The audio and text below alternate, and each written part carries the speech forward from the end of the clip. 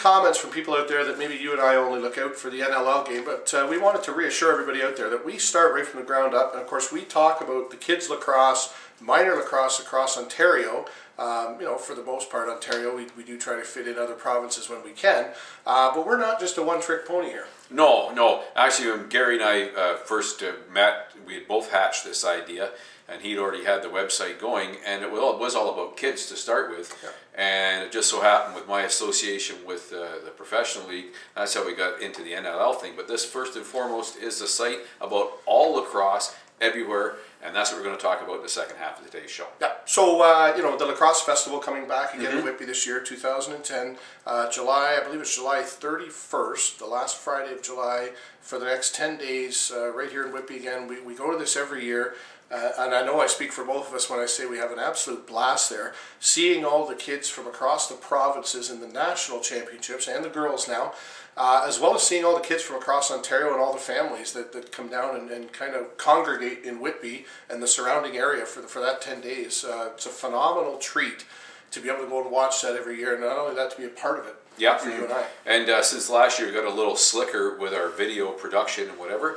And there's going to be lots of video on LITG this summer, including the Ontario Lacrosse Festival for everybody across the country can watch their kids. We're also going to feature some stuff from the MLL this summer with the Toronto Nationals. We're going to carry a link from their website to Lacrosse Inside the Game. We'll have a little video each and every week and more information about field lacrosse. Yeah, and that's starting up in a couple of weeks. My comrade here, again, you've signed on as the announcer. You got, I think, a $2 million bonus for signing on for that this year. But no, you're going to be at all the games again this year, and again, defending champion Toronto Nationals. Yep. Defending their title, first year in the league, and I guess you know, it was well known when this team was put together. This was basically a prelude to Team Canada that's going overseas in I think July to the World Championships. So again, they're going to be starting the defense of their championship in the coming weeks. We're almost mid-May now, and again, that's an opportunity for kids and families to go and see the field lacrosse style of game with most of the National Lacrosse League players playing on Team Canada. Yeah, that's gonna upset some of the major series teams this summer a little bit, but it's only for 10 days. But we've also got Junior C happening. Junior B's already on the go. Junior A kicks off this Friday night, I believe. Senior B is already on the go, and the major series starts at the end of May. And once again, I'd like to say that Gary and I are going to be the crew for Rogers TV Durham's Brooklyn Redmond MSL Game of the Week, and they're looking forward to doing that again. And come on out and watch the games. We have a great time doing that. It's probably one of my most favorite things that I do. You know, I got to say, I mean, outside of some of the minor stuff that we do on the site, I got to say that is an absolute blast. Yeah. I mean, you and I have always been told we have a face for radio, but they still put us up on Rogers, for some reason, certainly looking forward to that this year. That's going to be a ton of fun again, and the whole Rogers crew is great to work with. Brooklyn Redmond, very much looking forward to working with them and trying to fill that arena, get some renovations going on down at Iroquois Park, trying to get some butts in the seats there to support the hometown major series lacrosse team. And you know, Brooklyn's behind a little project that Gary and I have talked about a lot. We want to do some little historical bits on the game in and around the Durham region, and we hope to have those featured on the between periods in one of the intermissions on the Rogers games this year.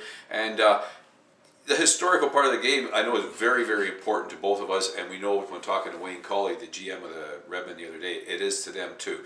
So we're really going to do a lot about the historical aspect of the game this summer here in the Durham region, and you know, come on out and take a look at it, see what you think, and maybe you can take that home to your home arena as well. And hopefully we can get a little bit of that on TV this year. A couple other notes, when you talked about Senior B, new entry this year, Huntsville, talk about historical locations for senior lacrosse. The Huntsville Hawks, I believe. That's correct. Excuse me if I'm mistaken on the name there, but I believe it's the Huntsville Hawks. A new Senior B entry coming into the league this year, as well. Junior C. Some big news of late in the past week or so. The West Durham Patriots are no longer. They actually officially folded operations, ceased operations. Being a part of the Whitby Minor Lacrosse Executive, we were approached a couple of weeks back, or last week might have been, by a couple of gentlemen that were the coaches of the team this year, and asking for basically permission or an endorsement from Whitby Minor Lacrosse to bring the West Durham Patriots to Whitby. Wow. As of last week, Whitby now has a Junior C Warriors lacrosse team. Wow, So they will, fantastic. they will hopefully be playing out of Whitby. A lot still to be done, but they've been given the endorsement by Whitby Minor. It has, as far as I know, it's been approved by the OLA Junior C Council. And so again, there's another opportunity for kids in the area to play. So we now have the Clarington Shamrocks Junior C. We've now got the Whitby Junior Warriors Junior C. If it's anything like minor lacrosse, I see a phenomenal rivalry there growing this should be immediately. Yep. You know, we got the Junior B Gales in Clarington. We got the Junior A Warriors. The Redmond, the Merchants, the West Durham Rock, new Senior A entry as well. So lacrosse in the local area is thriving. It's huge. Well, this is the heartland of lacrosse. You know, there's more lacrosse played within 100 miles of where you and I are just standing, any direction, than anywhere else on the face of the world. And there's no wonder that me being a lifelong sports fan, I kind of glommed onto this one. I love the game, folks, and so does this guy here. And any chance we get to promote it, we're gonna. And looking forward to seeing you this summer. We plan on appearing in as many arenas as we can, as our busy schedules will allow us.